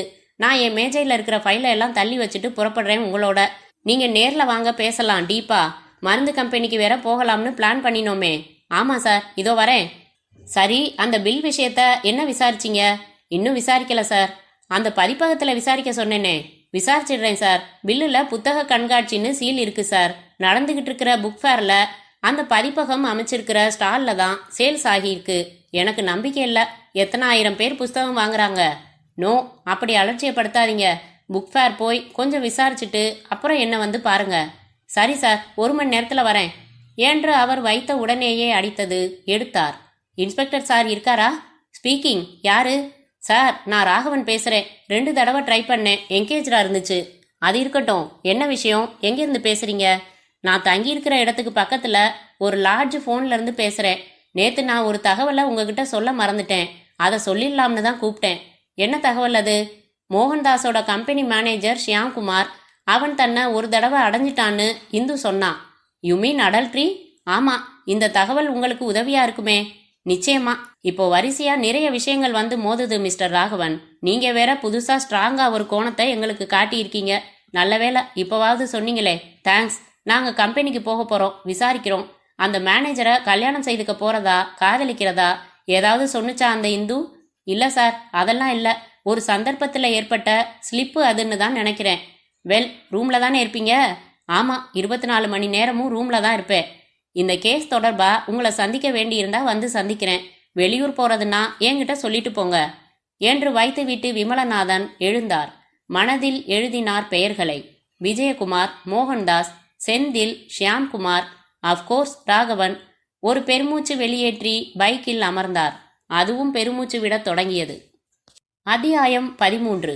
பைக்கை நிறுத்திவிட்டு கூலிங் கிளாஸை கழற்றி பாக்கெட்டில் வைத்துக்கொண்டு ஒவ்வொரு ஸ்டாலாக நுழைய ஆரம்பித்தார் விமலநாதன்.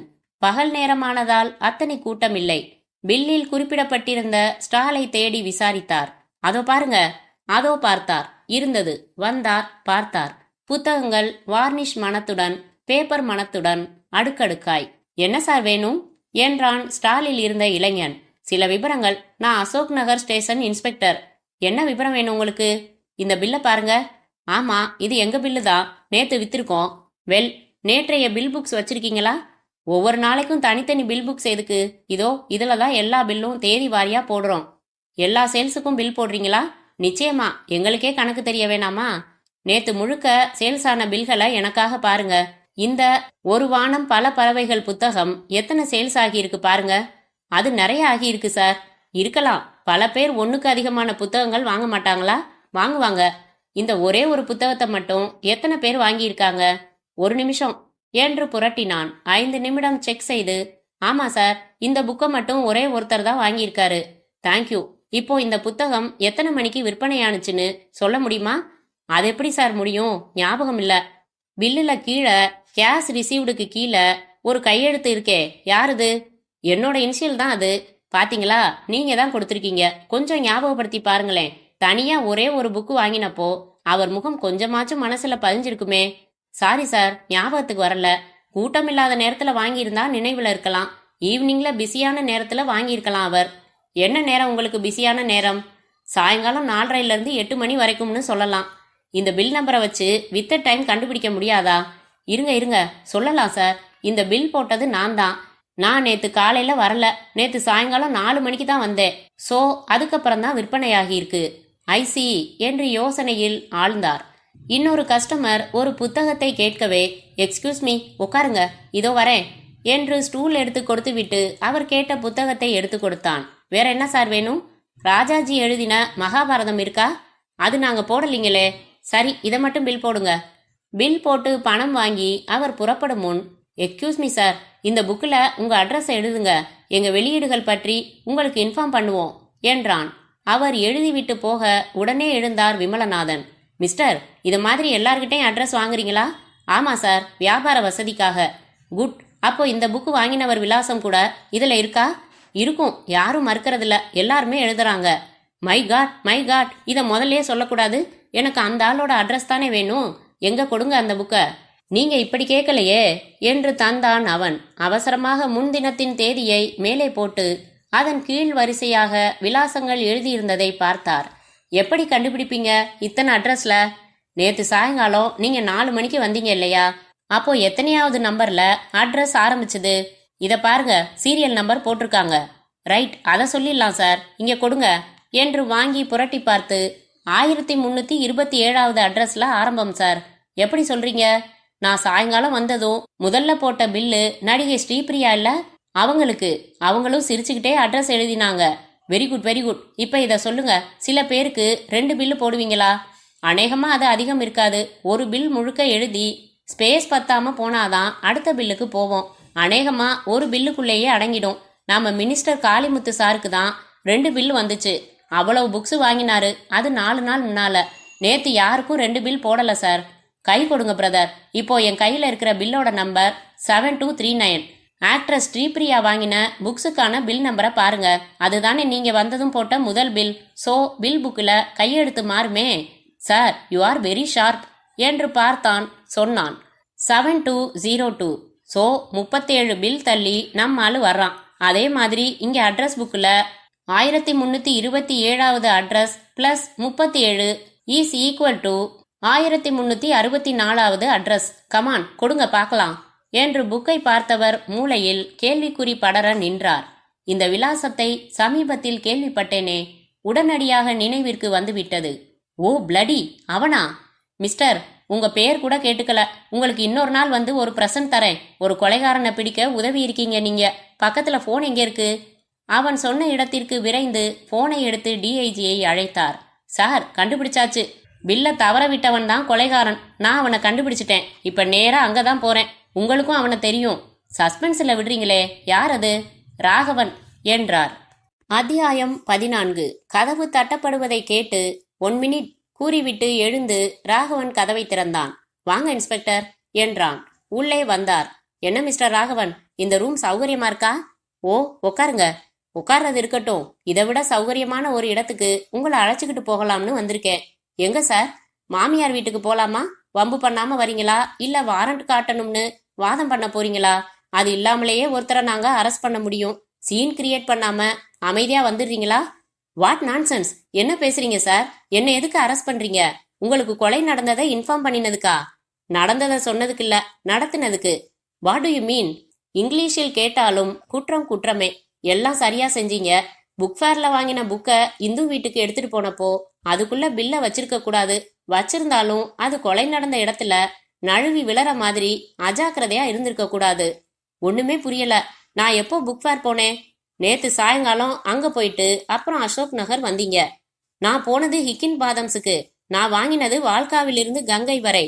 நான் புக் ஃபேர் போனேன்னு நிரூபிக்க முடியுமா? போனது உண்மை, ஆனா நிரூபிக்கத்தான் முடியாதுங்கிறீங்களா? இன்ஸ்பெக்டர், நான் போகலாங்க. Out with it man. எல்லாம் நாங்க கண்டுபிடிச்சாச்சு. உன்னோட ரூம் அட்ரஸ அங்க அட்ரஸ் புக்ல குறிச்சிட்டு பேரை மட்டும் மாத்தி எழுதினா கண்டுபிடிக்க முடியாதா? உன் புனைப்பெயர் என்ன? அப்படிலாம் ஒண்ணும் இல்ல. பின்ன ஏன் அட்ரஸ் புக்ல ஜிஜின்னு எழுதியிருக்க? என்ன சொன்னீங்க? ஜிஜியா? மை காட், அது நான் இல்ல, என் ரூம்மேட். இந்த ரூம்ல 3 பேர் தங்கி இருக்கோம். ஜிஜிங்கிறது அழைக்கிற பேர். குட்கார்டுங்கிறத சுருக்கினோம். அவன் பேர் நல்லசாமி. பேங்க் ஆஃப் பரோடால ஒர்க் பண்றான். எந்த பிரான்ச்? சூளை. ஏன் சார், அவனை ஏன் தேடுறீங்க? ராகவன், குழப்பத்துக்கு சாரி. அவன் தான் கொலைகாரன். இருங்க, அதையும் கன்ஃபார்ம் பண்ணிடுவோம். இதுல எது ஜிஜியோட ஷெல்? அதோ அந்த 2வது தட்டு அவனோடது. நெருங்கினார். இந்த புத்தகங்கள் எல்லாம் அவனோடதுதான். அவசரமாக களைத்து தேடி அந்த புத்தகத்தை எடுத்தார். ஒரு வானம், பல பறவைகள். எஸ், அவனேதான். இன்ஸ்பெக்டர், அவன் ஏன் சம்பந்தமே இல்லாம இந்த கொலையை செய்யணும்? மோட்டிவ் அப்புறம் தேடலாம். ஆள் கிடைச்சாச்சு. அவனை முதல்ல அரெஸ்ட் பண்ணியாகணும். இப்ப பேங்க்ல தானே இருப்பான். ஆமா சார், ஆனா உங்க விளக்கம் கேட்க எனக்கு நேரம் இல்ல. Come with me. வந்து அடையாளம் காட்டுங்க என்று விரைந்தார் விமலநாதன். அபாயகரமாக பைக்கை ஓட்டினார். அரை மணிக்கு பின் பேங்க் மேனேஜர் சீட்டுக்கு எதிரே இருவரும் அமர்ந்திருக்க, சார், உங்க ஸ்டாஃப் மிஸ்டர் நல்லசாமிய வரவழைக்க முடியுமா என்றார் விமலநாதன். திருநெல்வேலிக்காரரா? You mean GG? யாரு அவரை நல்லசாமிங்கிறாங்க? அவர்தான். இப்போதான் 2 மணி நேரத்துக்கு முன்னாடி சம் பர்சனல் ரீசன்ஸ்னு குறிப்பிட்டு ரிசிக்னேஷன் லெட்டர் கொடுத்தாரு. அப்புறம் அவர் சேவிங்ஸ்ல இருந்த 4000 சொச்ச ரூபாய அக்கௌண்ட் முடிச்சு எடுத்துக்கிட்டு 1 வாரம் கழிச்சு விபரமா வந்து சொல்றேன்னு போயிட்டாரே. ஆதிர்ந்து நின்றான் ராகவன். இடிந்து போனார் இன்ஸ்பெக்டர். அமைதியாக வெளியே சாலையில் நின்றார்கள். கான், பறவை பறந்துடுச்சு ராகவன். என்னால நம்பவே முடியல சார். அவன் ஏன் கொல்லணும்? அவன் ஏன் ஓடணும்? திரும்பி ரூமுக்கு வரப்போறதே இல்ல ராகவன். போலீஸ் இந்த கேஸ கண்டுபிடிச்சிடுவாங்கன்னு தெரிஞ்சு போச்சு அவனுக்கு. சார், அந்த பில் கொலை நடந்த இடத்துல கிடைச்சத நான் தான் அவன்கிட்ட சொன்னேன் விபரமா. ரைட், நிச்சயம் பிடிச்சிடுவாங்கன்னு பறந்துட்டான் பாவி. அவன் ஊருக்கு போக மாட்டான் நிச்சயமா. இவ்வளவு பெரிய உலகத்துல ஒளிஞ்சிக்க லட்சம் இடங்கள் இருக்கு ராகவன். ஆனா நான் விட போறதில்ல அவனை. என்னோட வாங்க, ரூமுக்கு போகலாம். அவன் வீட்டு அட்ரஸ் கொடுங்க. அவன் போட்டோ வேணும். அவன் விட்டு போயிருக்கிற பொருள்களை பார்க்கணும். அவனை பிடிச்சாகணும். நிறைய வேலை இருக்கு எனக்கு இனிமே. அவனை பிடிச்சு காட்டுறேன், வாங்க. வரேன். இவன் இவன் எதுக்காக சார் கொன்னா என்றான் ராகவன். டெம்பரரியாக ஒரு முற்றும். பிற்சேர்க்கை. பம்பாய் மெயிலில் பம்பாயை நோக்கி பயணம் செய்து கொண்டிருக்கும் ஜிஜியை இந்த நாவலை கேட்டுக்கொண்டிருக்கும் வாசகர்களின் சார்பாக திரு வாசகர் அவர்கள் கேள்விகள் கேட்க அனுமதிக்கப்படுகிறார். திரு வாசகர்: ஜிஜி, உங்களை எவ்வளவு உயர்வான கேரக்டராக நினைத்தோம். இப்படி செய்து விட்டீர்களே, இது நியாயமா? ஜிஜி: எது? இந்துவை கொலை செய்ததா? முழுக்க முழுக்க நியாயம். இப்போது நீங்கள் சொன்னீர்களே கேரக்டர், அது ஒவ்வொரு மனிதனுக்கும் மகா முக்கியம் என்று நினைக்கிறவன் நான். ஆணாயிருந்தாலும் சரி, பெண்ணாயிருந்தாலும் சரி. ஆனால் ஆண்களை விட பெண்களுக்குத்தான் கேரக்டர் விஷயத்தில் அதிக முக்கியத்துவம் கொடுக்கும் ஒரு சமுதாயம். பெண்களுக்கு ஒழுக்கம் அதி முக்கியமான விஷயம். அதிலும் திருமணமான பெண்களுக்கு அதி முக்கியம். வாசகர்: யார் மறுத்தது இதையெல்லாம்? கேட்ட கேள்விக்கு பதில் சொல்லாமல் சுற்றி வளைத்து ஞான உபதேசம் வழங்குகிறீர்கள்.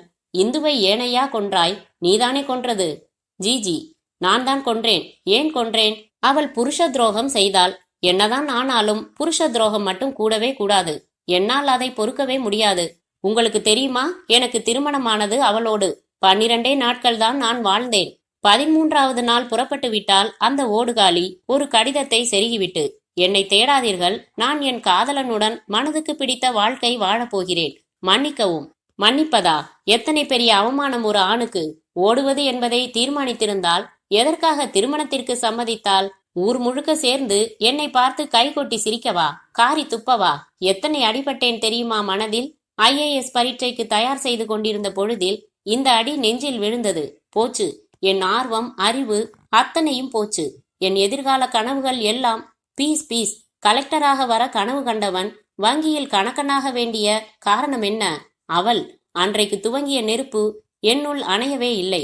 என்றைக்காவது அவளை சந்தித்து கழுத்தை நெரிக்க உயிர் வாழ்ந்தேன்.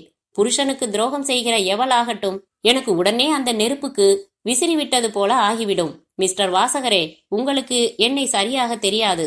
இது என்னுடைய 2வது கொலை.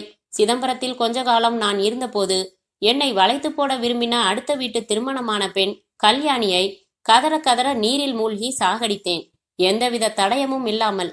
போலீஸ் விபத்து என்றது அதை. இந்து விஷயத்தில் அந்த பில் நழுவி விழுந்தது என் துரதிர்ஷ்டம்.